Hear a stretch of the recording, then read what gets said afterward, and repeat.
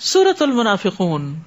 بسم اللہ الرحمن الرحیم.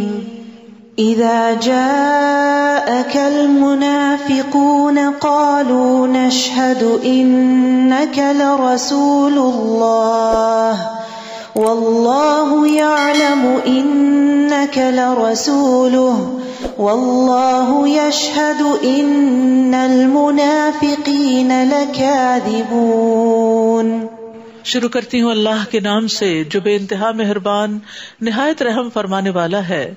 اذا جاءك المنافقون قالوا نشهد انك لرسول الله.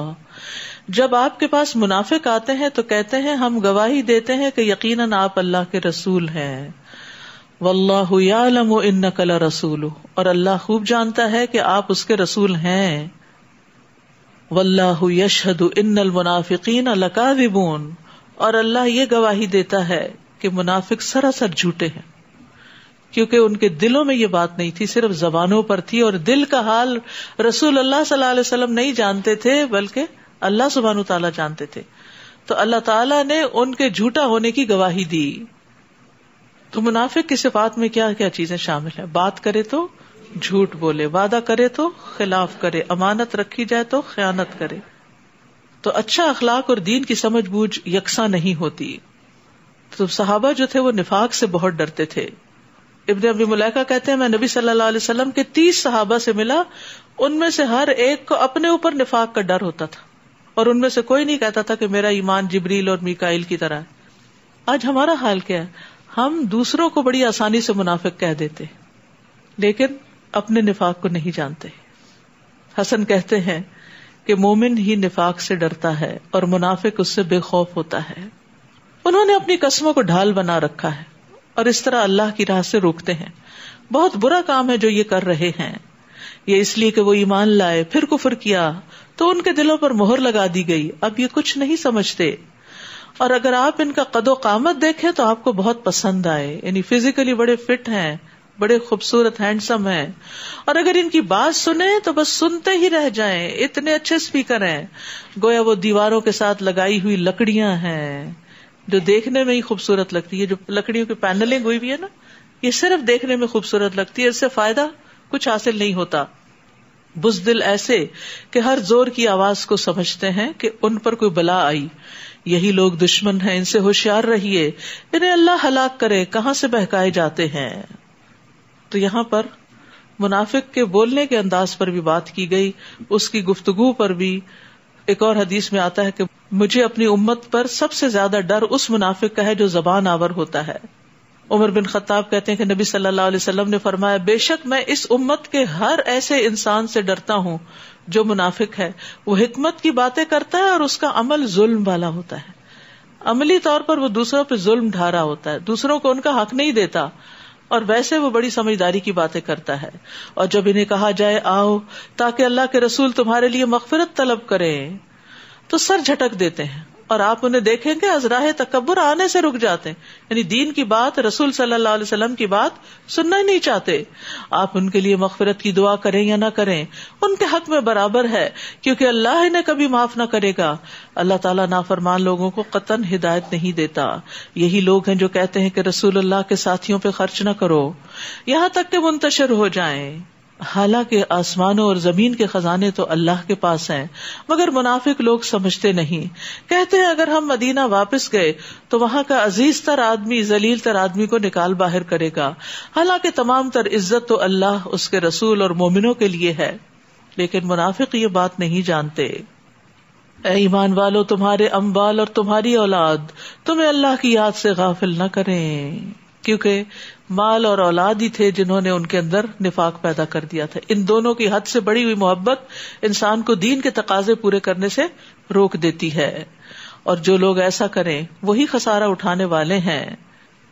اور یہاں بھی منافقت کا علاج ذکر بتایا گیا ہے، کیونکہ ذکر سے دل زندہ ہوتا ہے، پھر دل نرم ہوتا ہے، پھر ہدایت کی بات انسان کو اثر کرتی ہے. وَأَنفِقُوا مِمَّا رَزَقْنَاكُمْ، اور جو کچھ ہم نے تمہیں رزق دیا ہے اس میں سے وہ وقت آنے سے پہلے پہلے خرچ کر لو کہ جب تم میں سے کسی کو موت آئے تو کہنے لگے اے میرے رب تو نے مجھے تھوڑی مدت اور کیوں نہ مہلت دے دی کہ میں صدقہ کر لیتا اور نیک لوگوں میں شامل ہو جاتا. تو صدقہ کرنے والا نیک لوگوں میں شمار ہوتا ہے اللہ کے ہاں. اور انسان کل پہ نہ رکھے, اچھا کل کر لوں گا, پھر کر لوں گا, پھر کر لوں گا. جو کرنا ہے انسان کر لے. رمضان کے دن بھی ایک ایک کر کے گزرتے جا رہے ہیں, اور اللہ کے راستے میں, اللہ کے دین کی مدد میں, اللہ کے دین کے کام کرنے والوں کی زندگیوں کو آسان کرنے کے لیے, اللہ کے دین کو سپورٹ کرنے کے لیے انسان کو اللہ کی خاطر خرچ کرنا چاہیے. وَلَن يُؤَخِّرَ اللَّهُ نَفْسًا إِذَا جَاءَ أَجَلُهَا وَاللَّهُ خَبِيرٌ بِمَا تَعْمَلُونَ. حالانکہ جب کسی کی موت کا وقت آ جائے تو پھر اللہ کسی کو ہرگز مہلت نہیں دیتا, اور جو کچھ تم کرتے ہو اللہ اس سے پوری طرح باخبر ہے. تو اس سے کیا پتہ چلتا ہے کہ موت کے وقت انسان کو اگر کسی نیک کام کی حسرت ہوگی تو وہ کیا ہوگی کہ صدقہ کر لو, صدقہ کر لیتا, صدقہ کیوں نہ کیا. اور آج ہم اسی مال کو بچا بچا کے اپنے پیچھے والوں کے لیے چھوڑنا چاہتے ہیں, اوروں کے لیے چھوڑنا چاہتے ہیں, اپنے لیے آگے نہیں بھیجتے. سورۃ التغابن. بسم اللہ الرحمن الرحیم. یسبح للہ ما فی السماوات وما فی الارض لہ الملک ولہ الحمد وہو علی کل شیء قدیر. شروع کرتی ہوں اللہ کے نام سے جو بے انتہا مہربان نہایت رحم فرمانے والا ہے. آسمانوں اور زمین میں جو بھی مخلوق ہے اللہ کی تسبیح کرتی ہے, کیا ہم نہ کریں گے؟ سبحان اللہ و بحمدہ سبحان اللہ العظیم. اسی کی بادشاہت ہے اور اسی کے لیے تمام تر تعریف ہے, اور وہ ہر چیز پر قادر ہے. وہی تو ہے جس نے تمہیں پیدا کیا, پھر تم میں سے کوئی کافر ہے اور کوئی مومن, اور جو کچھ تم کرتے ہو اللہ اسے خوب دیکھتا ہے. اس نے آسمانوں اور زمین کو حقیقی مصلحت سے پیدا کیا اور تمہاری صورتیں بنائیں تو بہت عمدہ بنائیں, اور اسی کی طرف پلٹ کر جانا ہے. انسان کی شکل و صورت اور حسن ساری مخلوقات کے مقابلے میں نمایاں, کہ سیدھا کھڑا ہوتا ہے, پاؤں پہ چلتا ہے, اچھا ڈریس پہنتا ہے, اسکن اس کی خوبصورت ہے. تو انسان جو ہے دو بہترین صفات سے متصف ہے, ایک حسن اور ایک بیان, بولنا بھی جانتا ہے. وہ اللہ جانتا ہے جو کچھ آسمانوں اور زمین میں ہے, اور جو تم چھپاتے ہو اور جو تم ظاہر کرتے ہو, اور اللہ تو دلوں کے راز تک جاننے والا ہے.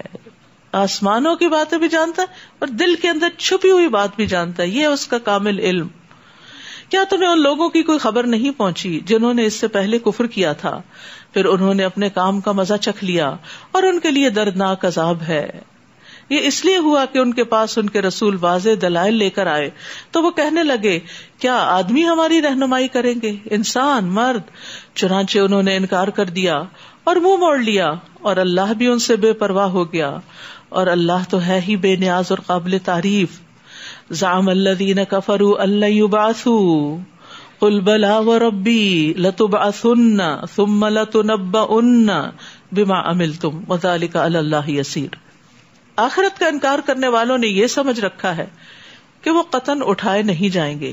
آپ ان سے کہیے کیوں نہیں, میرے رب کی قسم تم ضرور اٹھائے جاؤ گے, پھر جو کچھ تم کرتے رہے اس سے تمہیں آگاہ کیا جائے گا, اس لیے اٹھایا جائے گا کہ تمہیں بتایا جائے تم دنیا میں کر کے کیا آئے ہو, اور یہ بات اللہ کے لیے آسان ہے. فآمنوا باللہ ورسولہ والنور الذی انزلنا واللہ بما تعملون خبیر. لہٰذا اللہ پر اور اس کے رسول پر ایمان لے آؤ, اور اس نور پر بھی جو ہم نے نازل کیا ہے, اور جو کام تم کرتے ہو اللہ اس سے پوری طرح باخبر ہے. وہ اجتماع کے دن تم سب کو اکٹھا کرے گا, اور یہی ایک دوسرے کے مقابلے میں ہار جیت کا دن ہوگا. اور جو شخص اللہ پر ایمان لائے اور نیک عمل کرے اللہ اس کی برائیاں اس سے دور کر دے گا, اور اسے ایسی جنتوں میں داخل کرے گا جن کے نیچے نہریں بہ رہی ہوں گی, وہ ہمیشہ ہمیشہ اس میں رہیں گے. یہی بڑی کامیابی ہے. تو مومن اور کافر کے غبن کا دن ہے, وہ خسارے کا دن ہے. کافر کا خسارہ ایمان چھوڑنے کی وجہ سے ہوگا, اور مومن کا خسارہ احسان میں کوتاہی کرنے کی وجہ سے ظاہر ہوگا. ہر شخص کسی نہ کسی طرح پچھتائے گا کہ میں کچھ اور کر کے آتا. اللہ ہمیں یہی کرنے کی توفیق دے دے. قیامت کے دن انسان اپنے اعمال کو حقیر جانے گا. نبی صلی اللہ علیہ وسلم نے فرمایا کوئی شخص پیدا ہونے سے لے کر بوڑھا ہو کر مرنے تک اللہ کی اطاعت میں سر بسجود رہے تو بھی اس دن اس کام کو حقیر سمجھے گا, اور خواہش کرے گا کہ اسے دنیا میں لوٹا دیا جائے تاکہ وہ اور زیادہ اجر و ثواب حاصل کر سکے. آج ہمارے پاس وقت ہے, زندگی ہے, موقع ہے, تو آج ہمیں فائدہ اٹھا لینا چاہیے. اللہ ہمیں توفیق دے. قیامت کے دن ہر اس جگہ کی حسرت ہوگی جہاں اللہ کا ذکر نہ کیا ہوگا. جس مجلس میں انسان بیٹھے اور اللہ کو یاد کیے بغیر اٹھ جائے، جس سواری پہ بیٹھے اور اللہ کو یاد نہ کرے، تو وہ سب جگہ قیامت کے دن خالی نظر آئیں گی اور حسرت بھری. نبی صلی اللہ علیہ وسلم نے فرمایا، جو لوگ کسی جگہ پر مجلس کریں اور اس میں اللہ کا ذکر نہ کریں، وہ ان کے لیے قیامت کے دن حسرت کا باعث ہوگی. اور جو آدمی کسی راستے پہ چلتے ہوئے اللہ کا ذکر نہ کرے، وہ چلنا بھی قیامت کے دن اس کے لیے باعث حسرت ہوگا. اور جو آدمی اپنے بستر پر آئے اور اس میں اللہ کا ذکر نہ کرے، وہ بھی اس کے لیے باعث حسرت ہوگا. قرآن میں آتا ہے، یوم ینظر المرء ما قدمت یداہ، جس دن آدمی دیکھ لے گا جو اس کے دونوں ہاتھوں نے آگے بھیجا، اور کافر کہے گا کاش میں مٹی ہوتا، کیونکہ اب برا انجام سامنے آ گیا. اور جن لوگوں نے کفر کیا اور ہماری آیات کو جھٹلایا تو یہی اہل دوزخ ہیں، وہ ہمیشہ اس میں رہیں گے اور وہ بہت برا ٹھکانہ ہے. ما اصاب من مصیبت الا باذن اللہ، جو مصیبت بھی آتی ہے اللہ کے اذن سے آتی ہے. اور جو شخص اللہ پر ایمان لائے تو اللہ اس کے دل کو ہدایت بخش دیتا ہے، یعنی اس تقدیر کو قبول کر لے تو اللہ تعالیٰ اس کو اطمینان بخش دیتا ہے. اور اللہ ہر چیز کو جاننے والا ہے، یعنی انسان یہ یقین رکھے کہ اس کے اوپر جو بھی مصائب آئے ہیں وہ قضاء و قدر کے مطابق ہی لاحق ہوئے ہیں. تکلیف کے وقت اللہ کی رضا پہ راضی رہنا چاہیے، بڑا مشکل کام ہوتا ہے، لیکن جو اللہ پر اعتماد کرتا ہے وہ یہ درجہ حاصل کر لیتا ہے.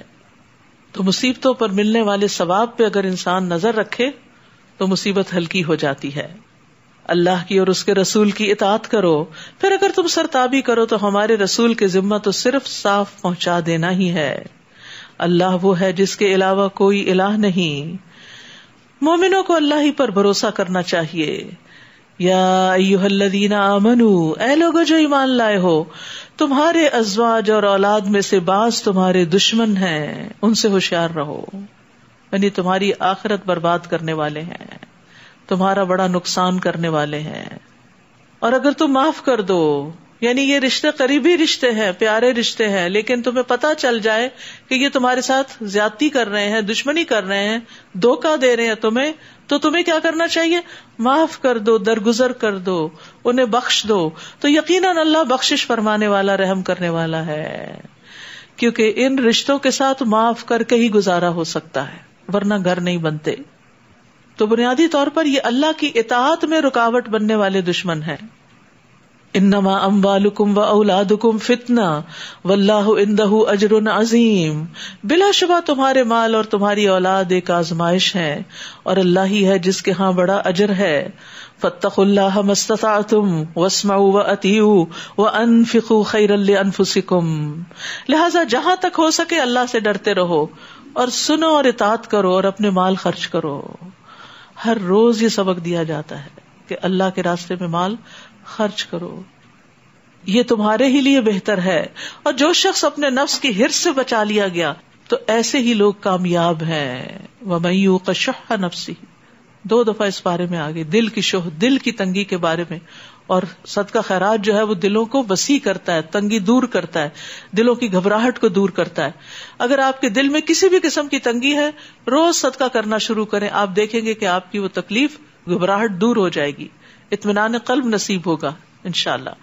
اگر تم اللہ کو قرض حسنہ دو، یعنی اللہ کے دین کے راستے میں خرچ کرو، تو وہ تمہیں کئی گنا بڑھا کر دے گا اور تمہیں معاف کر دے گا. گناہوں کی بخشش کا وعدہ ہے اور اللہ بڑا قدردان اور بردبار ہے. عالم الغیب والشہادۃ العزیز الحکیم، وہ غائب اور حاضر ہر چیز کو جاننے والا ہے، وہ زبردست ہے اور حکمت والا ہے. سورۃ الطلاق، بسم اللہ الرحمن الرحیم. یا ایھا النبی اذا طلقتم النساء فطلقوہن لعدتہن. شروع کرتی ہوں اللہ کے نام سے جو بے انتہا مہربان، نہایت رحم فرمانے والا ہے. اے نبی، جب تم عورتوں کو طلاق دو تو انہیں عدت کے لیے طلاق دیا کرو اور عدت کے زمانے کا ٹھیک ٹھیک حساب رکھو. اللہ سے ڈرتے رہو جو تمہارا رب ہے. زمانہ عدت میں انہیں ان کے گھروں سے مت نکالو، نہ وہ خود نکلیں. عدت میں گھر سے عورت کو نہیں نکلنا چاہیے، الا یہ کہ وہ کسی صریح برائی کی مرتکب ہو، تو اس وقت مرد بیوی کو نکال سکتا ہے. یہ اللہ کی حدیں ہیں، اور جو شخص حدود الہی سے تجاوز کرے تو اس نے اپنے اوپر خود ظلم کیا. اے مخاطب تو نہیں جانتا، شاید اللہ اس کے بعد موافقت کی کوئی نئی صورت پیدا کر دے. یعنی ایک طلاق دی، بیوی کو گھر میں ہی رکھا، ہو سکتا ہے دوبارہ دل مائل ہو جائے اور تم رجوع کر لو. پھر جب وہ اپنی عدت کو پہنچ جائیں تو پھر انہیں یا تو بھلے طریقے سے اپنے نکاح میں روکے رکھو، یا پھر بھلے طریقے سے انہیں چھوڑ دو اور اپنے میں سے 2 صاحب عدل کو گواہ بنا لو. اور اے گواہو، اللہ کے لیے شہادت ٹھیک ٹھیک ادا کرو. یہی بات ہے جس کی اس شخص کو نصیحت کی جاتی ہے جو اللہ اور آخرت کے دن پر ایمان رکھتا ہے. وَمَن يَتَّقِ اللَّهَ يَجْعَل لَّهُ مَخْرَجًا، اور جو شخص اللہ سے ڈرتا ہے اللہ اس کے لیے مشکلات سے نکلنے کی راہ پیدا کر دے گا. مشکلات سے نکلنے کا راستہ تقویٰ ہے، اللہ کا ڈر ہے. اللہ کے ڈر سے انسان اپنے آپ کا جائزہ لے، اپنی غلطیوں کی معافی مانگے، اللہ سے بھی، بندوں سے بھی، اور اپنے تعلقات درست کر لے. اور ایک معنی یہ بھی کیا گیا ہے کہ اللہ تعالیٰ اس کے لیے آگ سے نکل کر جنت کی طرف جانے کا رستہ بنا دے گا، اور ہر اس جگہ سے رستہ بنا دے گا جو لوگوں پہ تنگ ہو جاتا ہے. یعنی لوگ جہاں تنگی میں پھنستے ہیں اللہ ان کے لیے وہ رستے تقویٰ کی وجہ سے کھول دے گا. اور ایک معنی یہ بھی کیا گیا اللہ اس کو دنیا اور آخرت میں ہر تکلیف سے نجات دے گا. اور ایک یہ بھی کہا گیا ہے کہ اللہ نے اس کو جو رزق دیا وہ اس کو اس پر مطمئن کر دے گا، دل میں تنگی نہیں رہے گی. وَيَرْزُقْهُ مِنْ حَيْثُ لَا يَحْتَسِبُ، اور اسے ایسی جگہ سے رزق دے گا جہاں سے اسے وہم و گمان بھی نہ ہوگا. اور جو شخص اللہ پر بھروسہ کرے تو وہ اسے کافی ہے. اللہ اپنا کام پورا کر کے رہتا ہے. بلا شبہ اللہ نے ہر چیز کا ایک اندازہ مقرر کر رکھا ہے. جلد بازی نہیں کرنی چاہیے کہ بہت دعائیں کی ہیں مسئلہ حل نہیں ہو رہا. نہیں، ہر چیز کا ایک وقت مقرر ہے. جو شخص اس بات کو سمجھ جائے اس کی مشکلیں آسان ہو جاتی ہیں. اور تمہاری عورتوں میں سے جو حیض سے مایوس ہو چکی ہوں، مینو پاز ہو چکا ہو، اگر تمہیں کچھ شبہ ہو تو ان کی عدت یعنی طلاق کے بعد 3 ماہ ہے. اور ان کی بھی جنہیں ابھی حیض شروع ہی نہیں ہوا، چھوٹی بچیاں اور حمل والی عورتوں کی عدت ان کے وضع حمل تک ہے. اور جو شخص اللہ سے ڈرے تو اللہ اس کے لیے اس کے کام میں آسانی پیدا کر دیتا ہے. یہ اللہ کا حکم ہے جو اس نے تمہاری طرف نازل کیا ہے. اور جو شخص اللہ سے ڈرے اللہ اس کی برائیاں دور کر دیتا ہے اور اسے بڑا اجر دیتا ہے. یہ تقویٰ کے فائدے ہیں. خوبصورت آیتیں ہیں جو یہاں بار بار بیان ہو رہی ہیں کہ تقویٰ کرنے سے کیا کچھ حاصل ہوتا ہے، اجر عظیم ملتا ہے. مطلقہ عورتوں کو ان کے زمانہ عدت میں وہیں رکھو جہاں تم خود رہتے ہو. جیسی جگہ تمہیں میسر ہے ویسے ہی وہاں رکھو اور انہیں تنگ کرنے کے لیے ایذا نہ دو. اور اگر وہ حمل والی ہوں تو وضع حمل تک ان پہ خرچ کرتے رہو، چاہے 9 مہینے خرچ کرنا ہو. پھر اگر وہ تمہارے لیے نومولود کو دودھ پلائیں تو ان کی اجرت دو. دودھ پلانے کے لیے ان کو کھانے پینے کا سامان دو، اور باہمی مشورے سے بھلے طریقے سے اجرت کا معاملہ طے کر لو. اور اگر تم نے اجرت طے کرنے میں ایک دوسرے کو تنگ کیا تو کوئی دوسری عورت دودھ پلائے گی. خوشحال آدمی کو چاہیے اپنی حیثیت کے مطابق نفقہ دے، اور جسے رزق کم دیا گیا ہو وہ اسی کے مطابق خرچ دے گا جو اللہ نے اسے دیا ہے. اللہ کسی کو اسی کے مطابق تکلیف دیتا ہے جو اس نے اسے دیا ہے.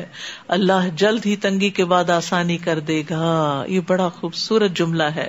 جہاں بھی آپ تنگ ہو یہ یاد رکھیں، سیجعل اللہ بعد عسر یسرا. ضرورت کس چیز کی ہے؟ اپنی ذمہ داریاں پوری کرتے رہو. اللہ نے جو حکم دیا ہے خرچ کرنے کا بیوی پہ وہ دیتے رہو. جس کا جو حق بنتا ہے وہ حق ادا کرو. اللہ تمہارے لیے آسانی پیدا کر دے گا. بہت دفعہ ہمارے کام کیوں رک جاتے ہیں؟ کیونکہ ہم دوسروں کا حق روک لیتے ہیں. اور بعض اوقات کوئی عذر بہانہ کر لیتے ہیں، کوئی بات کرتے ہیں کہ اس نے چونکہ یہ کیا اس لیے میں اس کا حق نہیں لوں گی. اس کا عمل اس کے ساتھ. ہمیں وہ کرنا چاہیے جو ہماری ذمہ داری بنتی ہے. کتنی ہی بستیاں ہیں جنہوں نے اپنے رب اور اس کے رسولوں کے حکم سے سرتابی کی تو ہم نے ان کا بڑا سخت محاسبہ کیا اور انہیں بری طرح سزا دی. چنانچہ انہوں نے اپنے کیے کا وبال چکھ لیا اور ان کے کام کا انجام خسارہ ہی تھا. اللہ نے ان کے لیے سخت عذاب تیار کر رکھا ہے. بس تم اللہ سے ڈرتے رہو اے عقل والو جو ایمان لا چکے ہو. بلا شبہ اللہ نے تمہاری طرف ذکر نازل کیا. قد انزل اللہ الیکم ذکرا، ایک ایسا رسول جو تمہیں اللہ کی واضح آیات پڑھ کر سناتا ہے تاکہ ایمان لانے والوں اور نیک عمل کرنے والوں کو تاریکیوں سے نکال کر روشنی کی طرف لائے. اور جو شخص اللہ پر ایمان لائے اور نیک عمل کرے اللہ اسے ایسی جنتوں میں داخل کرے گا جن کے نیچے نہریں بہ رہی ہیں. یہ لوگ ان میں ہمیشہ ہمیشہ رہیں گے. اللہ نے ایسے شخص کے لیے بہت اچھا رزق تیار کر رکھا ہے. قد احسن اللہ لہ رزقا، اللہ الذی خلق 7 سماوات ومن الارض مثلہن، اللہ وہ ہے جس نے 7 آسمان بنائے اور زمین کی قسم سے انہی کی طرح 7 زمینیں ہیں، یعنی ان کے درمیان حکم نازل ہوتا رہتا ہے تاکہ تم جان لو کہ اللہ یقیناً ہر چیز پر قادر ہے، اور یہ کہ اللہ نے ہر چیز کو علم سے گھیر رکھا ہے۔ وَأَنَّ اللَّهَ قَدْ أَحَاطَ بِكُلِّ شَيْءٍ عِلْمًا، اللہ نے اپنے علم کے ساتھ ہر چیز کو گھیر رکھا ہے، کوئی چیز اس کے علم سے باہر نہیں۔ سورۃ التحریم، بسم اللہ الرحمن الرحیم۔ یا ایھا النبی لم تحرم ما احل اللہ لک تبتغی مرضات ازواجک واللہ غفور الرحیم۔ شروع کرتی ہوں اللہ کے نام سے جو بے انتہا مہربان نہایت رحم فرمانے والا ہے۔ اے نبی، جس چیز کو اللہ نے آپ کے لیے حلال کیا ہے اسے آپ کیوں حرام کرتے ہیں؟ کیا آپ اپنی بیویوں کی خوشی چاہتے ہیں؟ اور اللہ بخشنے والا رحم کرنے والا ہے۔ یہاں ایک خاص واقعے کی طرف اشارہ ہے جس میں آپ نے کچھ ازواج مطہرات کی شکایت پر اپنے اوپر شہد کو حرام قرار دیا تھا۔ اگر آپ اپنے اوپر حرام قرار دیتے تو امت میں بھی اتنی قیمتی چیز حرام ہو جاتی، تو اس لیے اللہ سبحانہ وتعالیٰ نے انٹرفیرنس کی اور اس کی حرمت کو ختم کر دیا۔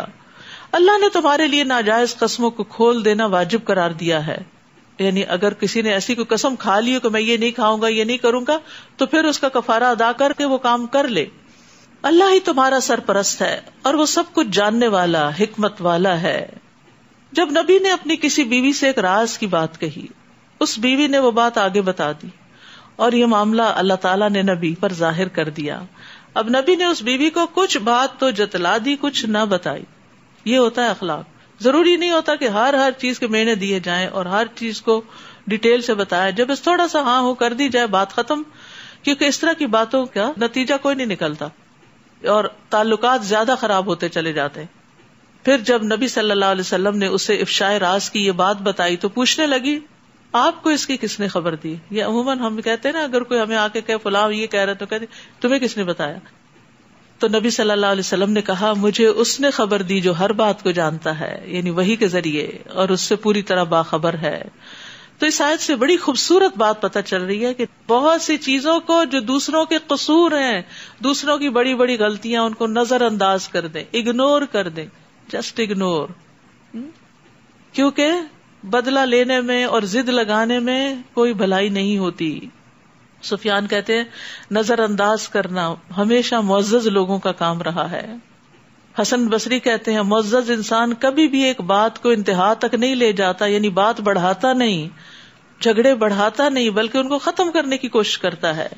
یعنی جو بات مقصد سے زائد ہوتی ہے وہاں ناراض ہونے اور تانے دینے کی بجائے صرف تنبیہ کر دیتا ہے کہ آئندہ ایسا نہ ہو، بس یہی بات ختم۔ کیونکہ بے شمار وقت ضائع ہو جاتا ہے ایسے جھگڑوں کو نپٹانے میں اور سننے میں اور کرنے میں۔ اور اسی طرح اس زوجہ محترمہ سے غلطی ہوئی تھی لیکن آپ نے ڈانٹا نہیں، صرف سمجھانے کا طریقہ اختیار کیا۔ ہم چھوٹی چھوٹی بات پہ بچوں پہ چیخنے چلانے لگتے ہیں، شوہروں پہ چلانے لگتے ہیں، تو یہ طریقہ ٹھیک نہیں۔ نبوی اخلاق اپنانے کی ضرورت ہے، ان حکمتوں سے سیکھنے کی کہ آپ کامیاب ترین انسان کیوں تھے، کیونکہ آپ نے بہت سے معاملات میں درگزر کیا۔ یہ تو آپ کی اپنی اہلیہ محترمہ تھی، آپ نے تو اپنی جان کے دشمنوں کو یہ کہہ کے معاف کر دیا کہ اذهبوا انتم الطلقاء لا تثریب علیکم اليوم، آج کے بعد تم سے کوئی کچھ نہیں پوچھے گا، معاف کر دیا تم کو، تم پر کوئی بھی الزام نہیں، الزام ہی ختم کر دیا۔ حالانکہ ساری زندگی وہ آپ کے مخالف رہے۔ جس انسان کے اندر یہ عادت ہوتی ہے کہ وہ چھوٹی چھوٹی چیزوں کے پیچھے نہیں پڑتا، وہ اپنا بہت سا وقت بچا کر اپنے مقصد پر فوکس کر لیتا ہے، اور اسی زندگی میں بہت کچھ کر جاتا ہے جس میں بہت سے لوگ کچھ اچیو نہیں کر پاتے اور زندگیاں ضائع کر دیتے ہیں فضول کی چیزوں کے پیچھے پڑ کے۔ اور خصوصاً جس چیز کو بندے نے آزما لیا اور پھر ریپیٹڈلی پتا ہو یہی نتیجہ نکلنا ہے، تو اس پر تو انسان بحث ہی نہ کرے۔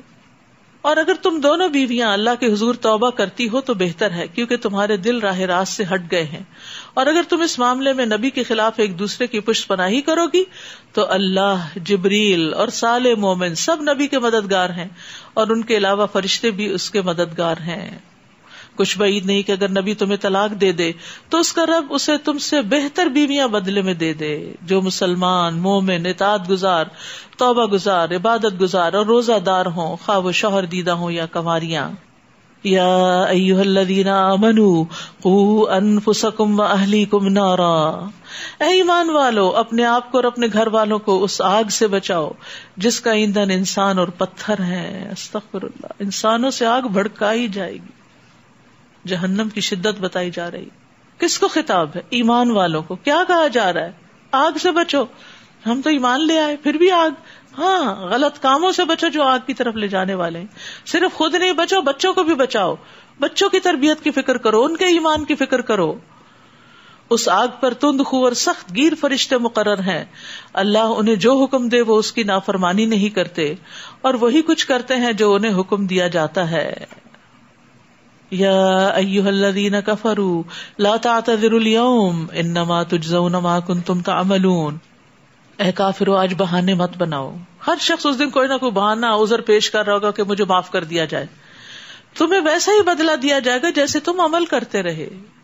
تو اس لیے لازماً ہمیں پتا ہونا چاہیے کہ کون سے عمل ایسے ہیں جو خسارے کا باعث ہیں، تاکہ ان سے دنیا میں ہی بچ جائے، بجائے اس کے کہ کل ریگریٹ کرے کہ ہم یہ نہ کرتے. اے لوگو جو ایمان لائے ہو، اللہ کے حضور خالص توبہ کرو، اپنے پچھلے سارے گناہوں کی معافی مانگو. کچھ بعید نہیں کہ تمہارا رب تم سے تمہاری برائیاں دور کر دے اور تمہیں ایسی جنتوں میں داخل کرے گا جن کے نیچے نہریں بہ رہی ہیں. اس دن اللہ اپنے نبی کو اور ان لوگوں کو جو اس کے ساتھ ایمان لائے رسوا نہیں کرے گا. ان کا نور ان کے آگے آگے اور ان کے دائیں جانب دوڑ رہا ہوگا. وہ کہہ رہے ہوں گے، اے ہمارے رب، ہمارے لیے ہمارا نور پورا کر دے اور ہمیں بخش دے، یقیناً تو ہر چیز پر قادر ہے. تو یہاں توبہ کا فائدہ بتایا جا رہا ہے. سچی توبہ میں 4 چیزیں جمع ہوتی ہیں. نمبر 1 زبان سے استغفار کرنا. نمبر 2 جسم کے ساتھ گناہ سے کنارہ کش ہونا. نمبر 3 دوبارہ گناہ نہ کرنے کا عزم کرنا. اور نمبر 4 برے لوگوں سے قطع تعلقی کر لینا، یعنی ایسے لوگ جو بار بار گناہ کا سبب بنتے ہیں اس مجلس کو چھوڑ دینا. یعنی سچی اور اخلاص کے ساتھ توبہ کرنا، ندامت کے ساتھ استغفار کرنا. اور یہ نور کہاں ہوگا؟ پل صراط پر نور کے ساتھ گزریں گے، جس کی تفصیل کل بتائی گئی تھی. رسول اللہ صلی اللہ علیہ وسلم نے فرمایا پل صراط قائم کر دیا جائے گا اور مسلمان اس پر بہترین گھوڑوں اور عمدہ شہ سواروں کی طرح گزر جائیں گے اور کہتے جائیں گے سلم سلم، یا اللہ سلامتی سے گزار دے، سلامتی سے گزار دے. تو کون سے اعمال ہیں جو نور بخشتے ہیں؟ وضو کے اعضاء جو ہیں وہ چمک رہے ہوں گے قیامت کے دن، آپ کے اپنے اندر سے جو نور نکلے گا. مسجد کی طرف پیدل جانا، جمرات کو کنکریاں مارنے والے کے لیے بھی نور کی بشارت ہے. حج عمرے پر سر منڈوانے والے کے لیے، سورۃ کہف کی تلاوت کرنے والے کے لیے. صدقے کو تو نور ہی کہا گیا، وَالصَّدَقَةُ نُورٌ. اللہ کے راستے میں بوڑھا ہونا، نبی صلی اللہ علیہ وسلم نے فرمایا جو شخص اللہ کے راستے میں بوڑھا ہو جائے، یعنی ساری زندگی وہ اللہ کے دین کا کام کرتا رہے، تو وہ بڑھاپا قیامت کے دن اس کے لیے باعث نور ہوگا. یا ایھا النبی، اے نبی، کافروں اور منافقوں سے جہاد کرو اور ان پر سختی کرو. جیسا کہ آپ جانتے ہیں کہ منافقین سے کبھی قتال نہیں ہوا، تو جہاد سخت کوشش کے لیے بھی لفظ استعمال ہوتا ہے، صرف جنگ کے لیے نہیں. ان کی پناہ گاہ جہنم ہے جو بہت برا ٹھکانہ ہے. اللہ نے کافروں کے لیے نوح اور لوط کی بیویوں کو بطور مثال بیان کیا ہے. وہ دونوں ہمارے بندوں میں سے صالح بندوں کے نکاح میں تھیں، مگر انہوں نے اپنے شوہروں سے خیانت کی تو وہ اللہ کے مقابلے میں اپنی بیویوں کے کچھ بھی کام نہ آ سکے، اور ان سے کہہ دیا گیا جہنم میں داخل ہونے والوں کے ساتھ تم بھی اس میں داخل ہو جاؤ. نیز اللہ تعالیٰ ایمان والوں کے لیے فرعون کی بیوی کی مثال پیش کرتا ہے جب اس نے دعا کی، اے میرے رب میرے لیے اپنے پاس جنت میں گھر بنا دے. آپ سب بھی اپنے لیے مانگے رب ابن لی عندک بیتا فی الجنہ. اس کو اللہ کا قرب چاہیے تھا. جنہیں دنیا میں اللہ کے قرب کا شوق ہوتا ہے وہ مرنے کے بعد بھی قرب کی تمنا رکھتے ہیں. اور مجھے فرعون اور اس کے عمل سے نجات دے اور ان ظالموں سے بھی نجات دے. تو تکلیف سے نکلنے کے لیے کس کو پکارنا چاہیے؟ اللہ کو پکارنا چاہیے. انہوں نے اللہ کی بارگاہ میں التجا کی، یعنی اللہ سے مانگا کہ نجات دے دے، اور سارے نیک لوگوں کا یہی طریقہ رہا ہے. ابو ہریرہ کہتے ہیں کہ فرعون نے اپنی بیوی کے دونوں ہاتھوں اور دونوں پاؤں کے لیے 4 میخیں گاڑی. جب فرعونی چھوڑ کے ان کو ہٹتے تھے تو فرشتے ان پہ سایہ کر لیتے تھے. تو اس وقت انہوں نے یہ دعا کی تھی رب ابن لی عندک بیتا فی الجنہ آخر تک. بس اللہ تعالیٰ نے جنت میں ان کے گھر سے پردہ ہٹا کر ان کو دکھا دیا. یہ کرامات ہوتی ہیں نیک لوگوں کی. وَمَرْيَمَ ابْنَتَ عِمْرَانَ الَّتِي أَحْصَنَتْ فَرْجَهَا فَنَفَخْنَا فِيهِ مِن رُّوحِنَا وصدقت بکلمات ربها وکتبہ وکانت من القانتین. اور مریم بنت عمران کی مثال بھی پیش کرتا ہے جس نے اپنی عصمت کی حفاظت کی، پھر ہم نے اس کے اندر اپنی ایک روح پھونک دی اور اس نے اپنے رب کے کلموں کی اور اس کی کتابوں کی تصدیق کی، اور وہ عبادت میں ہمہ مصروف رہنے والوں میں سے تھی. کانت من القانتین. قنوت کہتے ہیں دوام اطاعت کو، یعنی کوئی کام شروع کرنا تو کنسسٹنسی کے ساتھ اس کو کرتے چلے جانا. اللہ تعالی ہمیں بھی توفیق عطا فرمائے. وآخر دعوانا ان الحمد للہ رب العالمین. سبحانک اللہم وبحمدک اشہد ان لا الہ الا انت استغفرک واتوب الیک. السلام علیکم ورحمۃ اللہ وبرکاتہ.